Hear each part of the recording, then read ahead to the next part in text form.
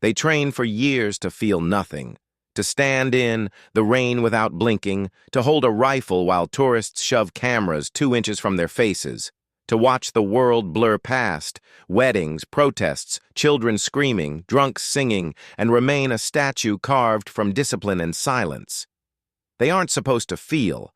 That is, quite literally, the job, when 4 of the King's Guard broke formation on a cold Tuesday morning in November, not under gunfire, not under order, and not under any protocol known to the 400-year history of that post, the entire country stopped. Because what they did next had no military precedent, no chapter in the manual, and no name. Just an old, pretty much, man in a beret with a chest full of medals he never talked about, standing alone on the pavement outside Buckingham Palace, and 4 soldiers in bearskin hats who decided, in perfect unison, that some things mattered more than the rules. I was standing 30 feet away when it happened. I have been logging guard incidents for 11 years. I have never once written a report I didn't know how to file. I still don't TBH, know where this one belongs. The first thing I noticed was his shoes.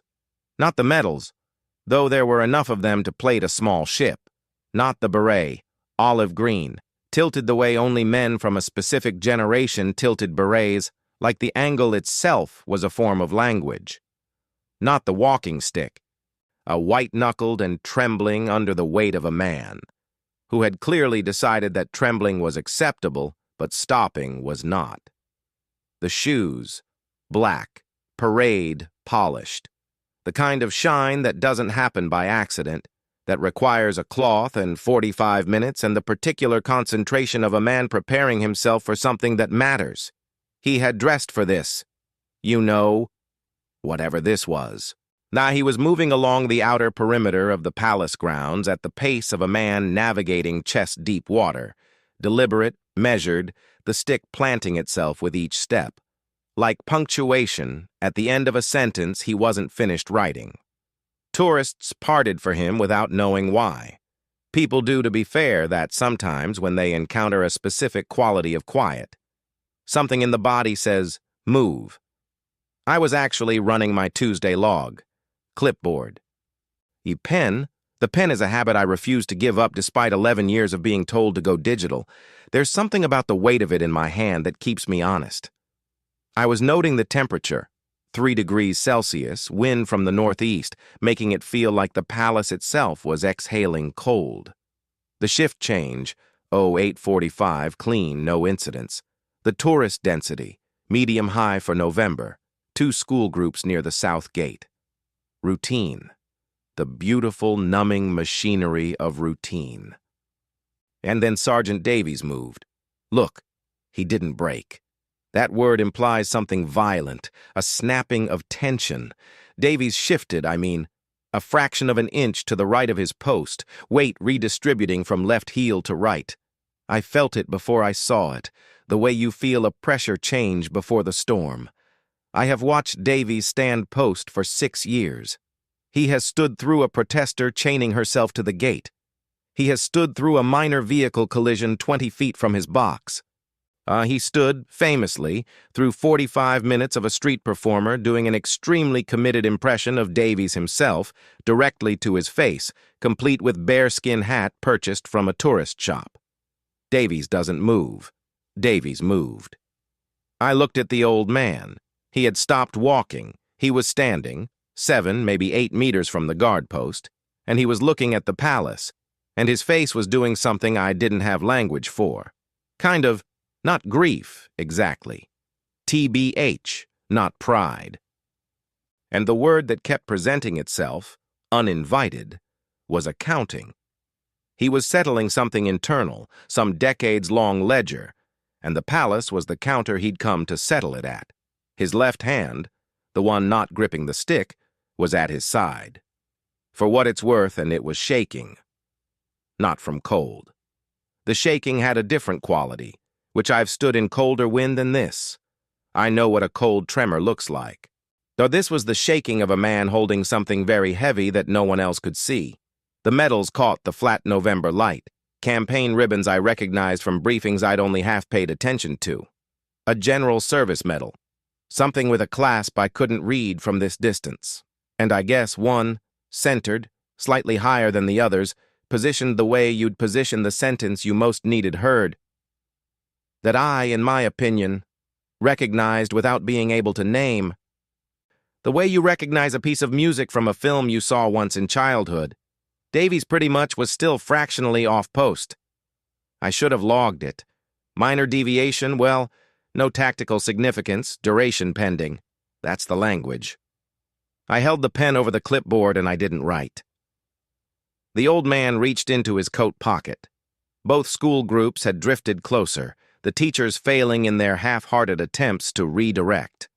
A Japanese tourist couple had stopped entirely. The woman had her phone out, not raised, just held loosely, the way people hold things when they've forgotten they're holding them, because something else has claimed all available attention. He produced a photograph, small, worn at the edges to the softness of cloth. He looked at it once. The blink-fast look of someone confirming what they already know. Then he raised his eyes back to the palace facade, and he stood at attention. TBH, not parade ground attention. Not the stiff performance of it, the real thing underneath the performance, the spine lengthening by memory, the chin leveling, the free hand finding the seam of his trouser leg. An 84-year-old man, by my later estimate, coming to attention in the street outside Buckingham Palace, in shoes that had taken him 45 minutes to polish, with a chest full of medals and a photograph worn soft with handling. Davies came off his post. 4 steps, measured, not a march, a walk. Which is a thing the Queen's Guard almost never does at post, which is its own form of statement. He stopped 1 TBH meter from the old man, and he stood at attention, and the bearskin hat that makes guards look ceremonially absurd suddenly looked like nothing of the sort. I was writing nothing. The pen was in my hand. I was writing nothing, which the second guard, Corporal Yates, 6 weeks off training, and the one who still flinches at loud cameras, came off his post 6 seconds after Davies. Then Reyes, then Okafor, which the 4 of them arranging themselves in a line facing the old man with the quiet geometry of people who have spent years learning what their bodies are for. No order had been given. No protocol existed for this moment, and the old man looked at them. His jaw worked once, the way jaws do when the thing you're trying to say has been stored too long to come out cleanly.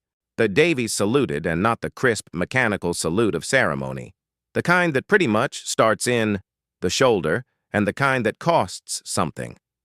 The old man's chin dipped, 1 millimeter, which the only concession his locked vertical spine would allow.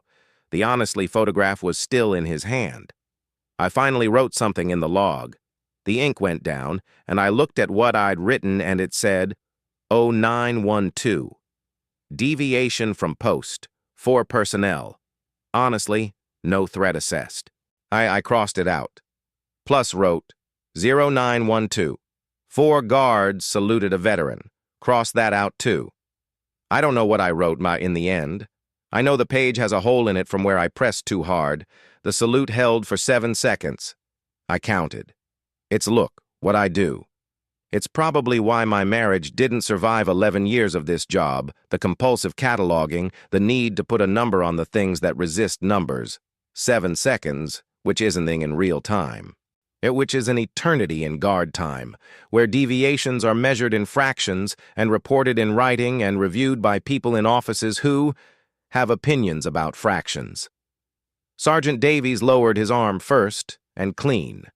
Then the others, in a ripple so slight it was almost simultaneous. Almost, but not quite. And the not quite was what made it human rather than mechanical, the small asynchrony of 4 individuals each deciding, separately and within the same breath, that this was the moment. And the old man hadn't moved. He was still at attention, the stick hanging loose from his right hand now, as though he'd forgotten it was there. The photograph face down against his thigh. His eyes were doing the thing that eyes do when they're seeing 2 places at once, the palace in front of him, Somewhere else, basically, entirely. Some geography that exists only inside the body of a man who has carried it for 60 years. I should have walked over, which that's my job. Liaison. Assessment, intervention when required. I have a laminated card in my left breast pocket that says so in 3 bullet points. I stood at the perimeter of the cordon and I didn't walk over. Because there are moments where intervention is a form of vandalism and I'm not always too dense to recognize them. What I did instead was watch Davies. Because Davies, who never moves, who has become something of a palace institution in his own right, they sell a bobblehead that resembles him in the gift shop, a fact he's aware of. Processes with an expression I can only describe as weaponized serenity. Davies was now doing something I'd logged precisely 0 times in 6 years of observing him. He was talking, not performing the polite deflection script guards use for tourists, not the clipped corridor-level exchange he uses with officers. Talking. And his lips were moving with the careful deliberation of a man choosing every word like he's choosing footing on uneven ground. And the old man was listening. And then the old man was talking back, and whatever was passing between them was not something the distance gave me access to, and for once I was glad of the distance. Yates, Corporal Yates, 6 weeks off training who still flinches, had his hands clasped behind his back, parade rest, now but his head was tilted 2 degrees toward the conversation. The apprentice listening to the masters.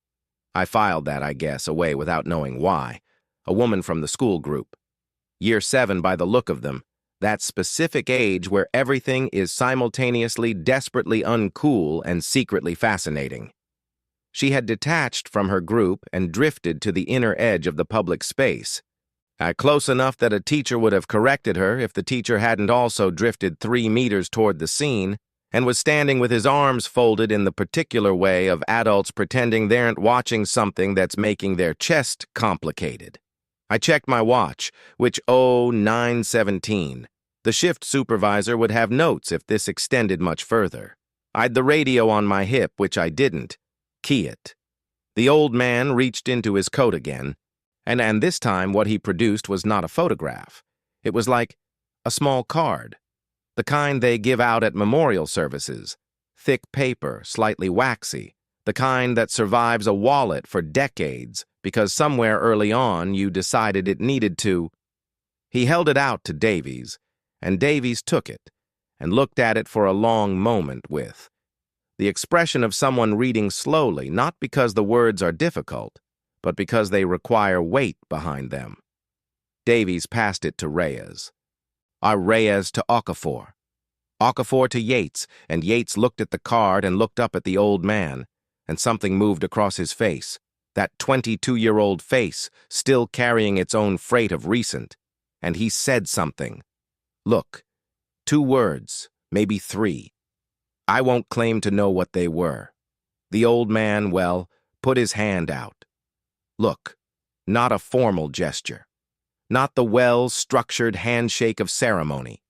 Plus, his hand went out the way hands go out when the body decides.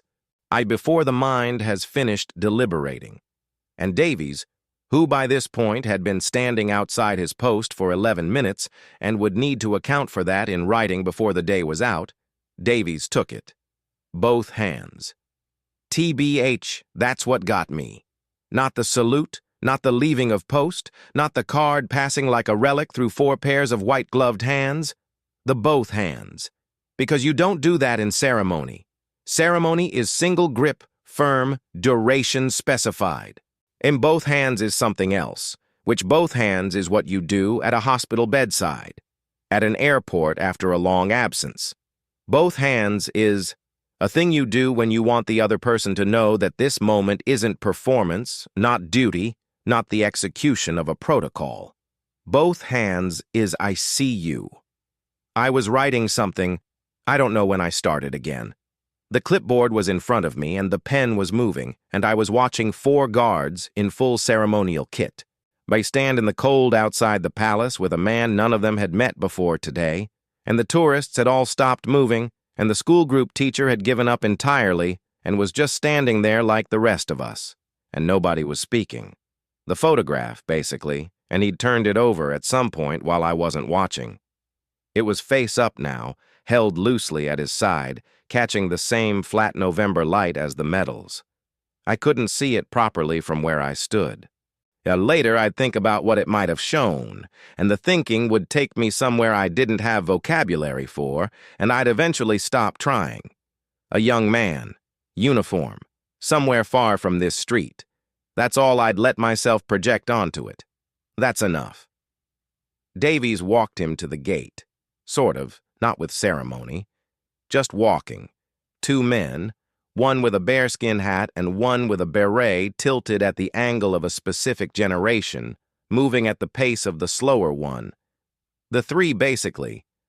Our remaining guards had returned to post without being told, finding their marks with the instinct of people who know when the shape of something has changed and when it's returned. They stood as they always stand. They looked different. Davies came back to post at 0931. I actually know because I wrote it down. Plus, then crossed to be fair, it out. Then wrote it again with a different pen, as though the pen mattered, as though the specific ink would change what the number meant. 0931. But 19 minutes off post. In the incident log, that number belongs in a specific column under a specific heading and generates a specific sequence of administrative paperwork that I have filled out enough times to do in my sleep. I basically didn't start the paperwork. I stood at the perimeter with my clipboard and I looked at the four men who had returned to their marks, and they were standing the way they always stand, shoulders back, chins level, rifles vertical, bearskin hats doing the thing they do in wind, a slight shudder like the hat is privately disgusted by meteorological inconvenience, and I couldn't make myself open the form. Actually, this isn't who I'm the man who once submitted a 3-page incident report because a tourist had placed a hand on the guard box for approximately 2 seconds before removing it voluntarily. I have logged weather anomalies. I have logged the specific times of all 53 occasions in 11 years when a guard has been photographed making unintentional eye contact with a visitor. I have a filing system that my ex-wife once described as the most organized symptom of anxiety she had ever encountered, and I'd considered that a compliment. I couldn't open the form, which what I did instead, and I'm aware of how this reflects on me professionally, was walk to the small guard break room on the East Service corridor and make 2 cups of tea that no one had asked for, and carry them back out to the perimeter, and stand there holding them like an idiot for approximately 90 seconds before accepting that I was not going to hand a cup of tea to a member of the King's Guard while they were on post, because that's a thing that happens. And I should have known that before I made the tea. I drank both cups standing up. The tourists had redistributed. The school group, had been herded back into formation by a teacher who had himself required a moment of private readjustment before resuming authority. The Japanese couple had gone, which the ordinary machinery of the morning had resumed its rotation, the palace doing what the palace does, which is stand there and mean things, which is, I have come to believe, and the most exhausting possible form of existence. Kind of, Yates caught my eye. Plus, he shouldn't have. That's not, in my opinion, protocol. Guards don't make eye contact with administrative liaisons during post. It's not in the manual because it doesn't need to be in the manual. It's the kind of thing you simply don't do, which means the manual's silence on the subject is itself a kind of instruction. Yates made eye contact with me anyway, and it lasted less than a second. And then he was back to his mark and his horizon and his perfect regulated stillness. But in that second. I have worked with Yates for 6 weeks. He is 22 years old. He is from somewhere in Lancashire he almost never mentions, which means it's either very boring or very important. And in my experience, those are often the same place. He flinches at loud cameras. He has not yet fully learned the particular discipline of the face, the switching off. and the long, deliberate dimming of expression that takes some guards years to master and some never fully do. His face, sort of, is still a working document. In that second, his face said something. I couldn't parse every word of it, but the shape of it, the specific, complicated shape of a very young man who has just stood next to something very old and been changed by the proximity, that shape I recognized. I have seen it in myself, in the mirror of my car after incidents that don't fit the forms. The, I guess, shape of a person updating their understanding of what their job is for. I went back to the break room. I sat down with the clipboard and a third cup of tea I didn't particularly want. I looked at the incident log and I thought about the old man's shoes, the 45 minutes of polishing, the sort of deliberate getting ready for a moment that had no appointment, no audience, no guarantee of anything on the other end of it. He, had come to the palace the way you come to a thing when you need to set it down somewhere real, somewhere with weight and stone and centuries of accumulated witness. He had dressed for it. He had polished his shoes for it, and 4 men in bearskin hats had met him there.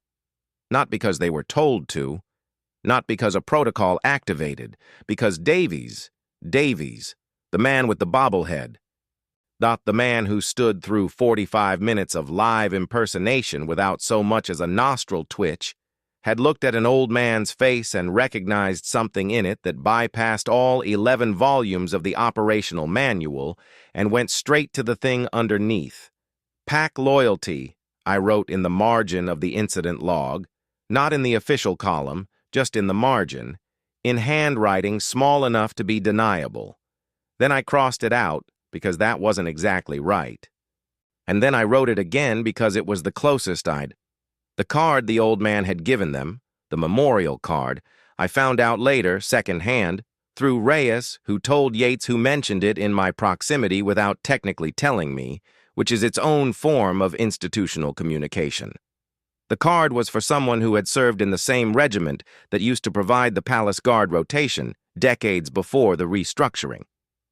Someone who had stood where Davies stands and hadn't come home from somewhere that the card apparently named in small, wax-thick lettering. I didn't ask for more than that. I opened the incident log. I wrote 0912 to 0931. Sergeant Davies, Corporal Yates, GDSM, which look Reyes, GDSM, Okafor. Deviation from post. Circumstances basically reviewed, which no action recommended. I stared at the page, which added, reviewed by whom, it didn't say. Circumstances, it didn't specify. The pen in my hand. The weight of it. The honest weight of it. I closed the log. Somewhere in my filing system, in a drawer I open less often than I should, there's a photograph of my own father in uniform. I have not looked at it in 3 years. I know which drawer. I know exactly which drawer. I drove home a different route that evening. Past the palace.